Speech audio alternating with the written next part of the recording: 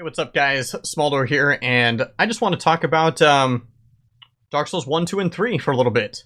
I had just very recently did a back-to-back-to-back playthrough of 1, Dark Souls 1 Remastered, Dark Souls 2, Scholar of the First Sin, and then Dark Souls 3.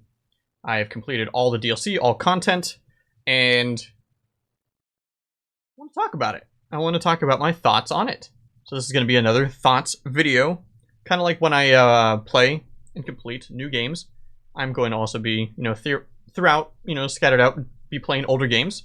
I want to talk about it. I have played all 3 of these games before, but it had been a couple years since I had touched any Dark Souls, and it's very interesting playing the games back to back to back because you get to really see kind of like the flow of the game. You could see the lack of influence of Miyazaki in Dark Souls 2. But at the same time, I did play the more modern version of 1 and 2, so it had a little better graphics and things like that. So I'm going to say this out, I'm going to get it right out of the way. My favorite Dark Souls is Dark Souls 1. It is number 1. It actually used to be 3 when I played 3, when it first came out.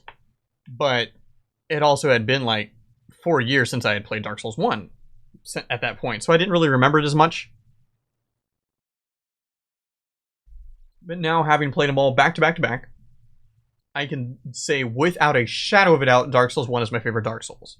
And the reason why is, for me, and I'm talking about specifically for me, and if you guys all have your own opinions and what you may think about it, but for me, Dark Souls 1 had a more very clear and concise story that was much easier to follow. And I understand in the Dark Souls games, a lot of the story is found out by exploring the world, reading, item descriptions and things like that, talking to the few NPCs that you talk to.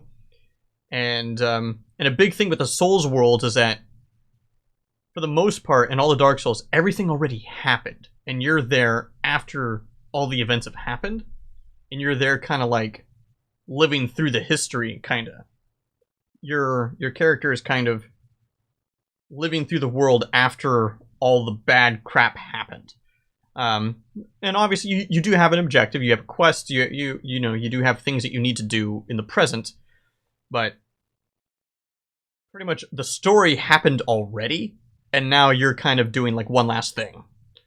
Which is kind of an interesting way to tell a story. But I do think 1 was the most cohesive, not the most, but like it made the most sense. And it was pretty easy to follow, even if you didn't read all the item descriptions and things like that. It also had very clean combat. The movement was much crisper than, say, in Dark Souls 2. Excuse me. I felt like the bosses were much more varied. The world itself felt more connected and more believable. Yeah, I mean, don't get me wrong, there's definitely elements of 2 and 3 that are better than 1, but I'm just saying, as an overall package, I do think 1 is the better game, for me. My second favorite would be Dark Souls 3. It just has too many modern things to it that makes it great. It is a little bit faster in combat. Thanks, Bloodborne. It ties in and connects to Dark Souls 1's story very well. It is very well connected, and I like that a lot. It adds in weapons, like a lot of weapons and shields and things like that all have like unique abilities with the L2 or trigger, whatever controller you're using. The mana system from like Demon Souls, that's pretty cool. I like that, not having to use charges of spells, but it's based on your mana. I really like that. I would have loved that in in Dark Souls 1 and 2. That would have actually made a lot more sense. I would have been much more willing to play a caster in those games if that was the case. Yeah, and the game world was great. Visually, it obviously looks the best. There's more unique weapons, armor, and all that kind of stuff. It feels like you're coming home. Coming from, just playing Dark Souls 1, then after playing what was 2, and then playing 3, it felt like I was coming home to play Dark Souls 3. But yeah, a lot of the reason why I like 3 second is basically because it's just a slightly less cohesive story-wise version of 1. A lot of the reasons why I like 3 is the same reasons why I like 1. Let's talk about Dark Souls 2, Scholar of the First Sin. So I played Dark Souls 2 when it first came out, the non-Scholar version, and then the DLCs. It was the first Souls game I have ever played. I had a blast. I probably put in like 200 hours first time, and that was before the DLCs, and then probably another 100 hours, which I understand for a lot of you Souls guys, Souls people out there. You know, that's nothing. Like, I had somebody in my stream the other day, it's like, man, I got like 7,000 hours in Dark Souls 3 alone. Like, you know, trust me, I know what I'm talking about, you know, blah, blah, blah, blah, blah. Like, alright, you gotta, that's crazy. I don't think I have that much time in any game I've ever played in my entire life, and I've been playing games since as long as I can remember. That's because I like a variety. I like dipping my toes in many, many things with games. With Dark Souls 2, I really enjoyed it. I liked it a lot. I thought the combat at the time felt really crisp. The PvP, in my opinion, and this is still true to this day, I think is the best. There was a lot about it that I really, really liked.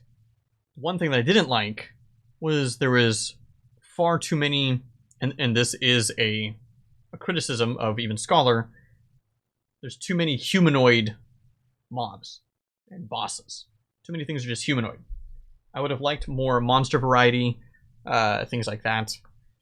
But, you know, I mean, there's still a fair amount of monsters. I mean, you got the Ancient Dragon, you got, especially in Scholar, you have Aldia, and you're like, what the hell is that? The old Demon King, or the old Iron King, rather. Boss of the Iron Keep. But I mean, he's still kind of humanoid, right? And you got the last giant. It's just a big humanoid monster. The Pursuer, you know, the Ruined Sentinel, still humanoid. Flextile Sentry, still pretty humanoid. But you did have the Dragon Guardian. You know, you fought a couple dragons. That's pretty cool. But a lot of humanoid mobs. That's a criticism to me because I like fighting monsters. Dark Souls 1. I mean, Quillog. He's humanoid, sorta. But I mean, you have the Gaping Dragon. What else we got? I mean, you have the Taurus Demon. The Capra Demon's pretty humanoid. The Taurus Demon's kind of humanoid, I guess. That's kind of like, I don't know, like the old Iron King, I suppose. In that regard. Is it humanoid? Is it really humanoid? Obviously, then they Gwyn. But then you have Calamite in the DLC. You have the what's the first boss? The Protector Guardian thing. Before that, you have Sif to fight the giant wolf. Oh man, that's such a cool fight too. Oh yeah, the Gravelord Nito, man. But yeah, so 2, especially playing through with Scholar, it had the movement felt wrong coming after Dark Souls 1. It felt wrong. Which is why it was a great surprise when I went back to Dark Souls 3, because 3 felt incredible. It felt a lot like 1, movement-wise. 2, the movement didn't feel right. And then with Scholar, they just add much more needless difficulty to the game that didn't need to be there. I mean, you're adding in the trolls in early game zones, you're adding in the Hyde Knights in the Hyde's Tower, which obviously does make sense. There's the first half of that game is overwhelmingly brutally difficult for the sake of being difficult. It's not challenging because of maybe, you know, it's like, I don't know. 1 and 3 are difficult games, but they're well thought out difficulties for the most part. Don't get me wrong, there are some cheesiness to them as well. In some locations for sure, some bosses maybe. But 2, it felt pretty throughout. Shrine of Amana comes to mind. Definitely not a favorite zone of mine. Getting to the final boss of the 3rd DLC, the double cat boss. That was terrible. But all in all, though, if I'm ranking them, I'm going to give Dark Souls 1 a 9.5. I'm going to give Dark Souls 3 a 9, and I'm going to give Dark Souls 2 an 8 out of 10. Still a great game. Still an absolutely great game. I loved all 3 of these games. I cannot wait to see what From Software does next with Elden Ring coming up. And yeah, thanks you guys for watching. These are my thoughts on Dark Souls 1, 2, and 3. If you've never played them before, play these games. Play these games. Trust me. Whether you like them or not, you'll get frustrated, you'll be happy, you'll be sad. They're incredible. Alrighty. Take care, guys, and I will see you next time for some more small thoughts.